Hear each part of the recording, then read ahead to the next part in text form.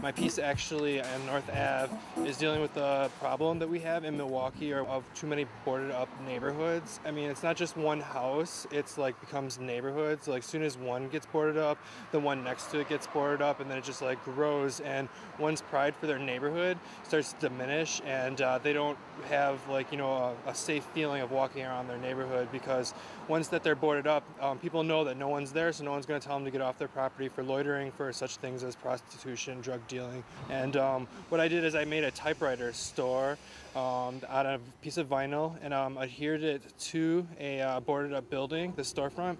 The reason why I chose the typewriter was that the typewriter was invented here in Milwaukee, so it has historical significance to our city. I really enjoyed working with Insight. It was a great opportunity.